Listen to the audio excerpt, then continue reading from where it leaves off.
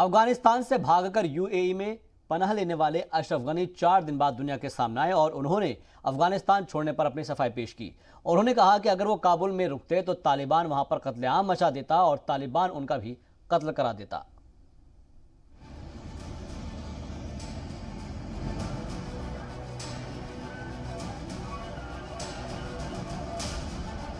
د یو سوله‌ییز ژوند چې د هغه په چوکاټ کې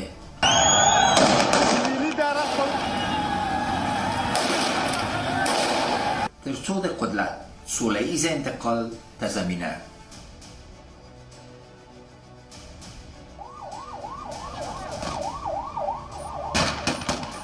تر څو د کابل ښار د نظم لپاره سوق او ادارې ته لاړ شو। अफगानिस्तान के साबिक सदर अशरफ गनी का एक एक बयान आज आपको तालिबान का खौफनाक सच बताएगा।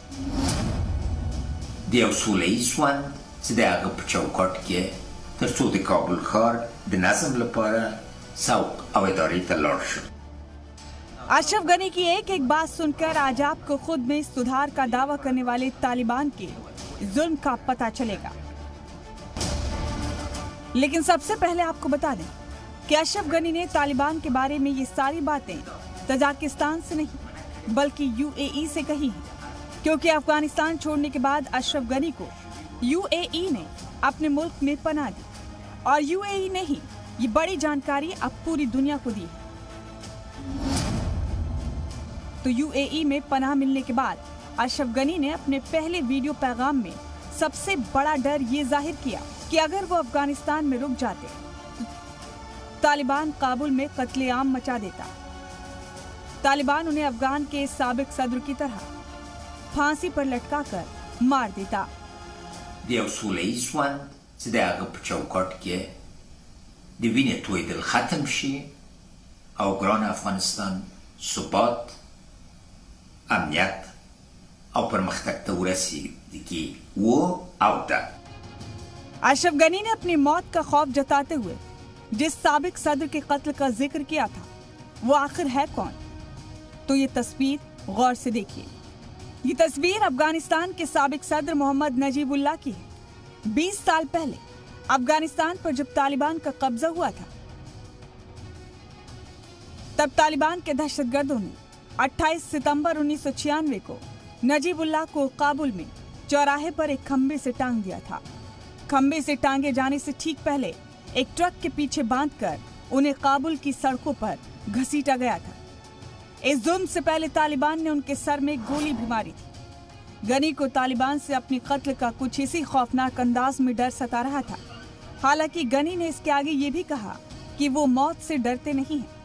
और जहां तक कैश लेकर मुल्क से भागने की बात है तो गनी ने कहा कि उन पर लगे ये इल्जाम बेबुनियाद है, क्योंकि उन्हें तो अपने जूते तक पहनने का वक्त नहीं मिला।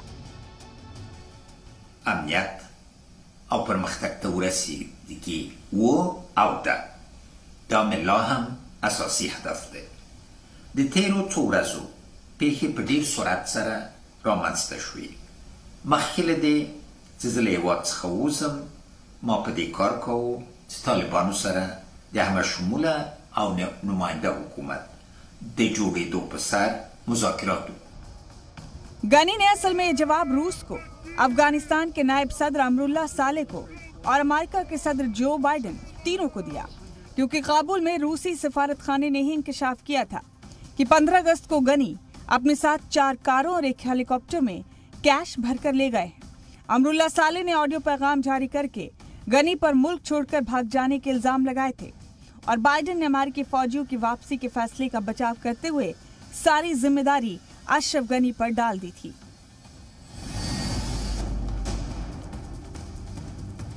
So what's happened? Afghanistan political leaders gave up and fled the country. The Afghan military collapsed.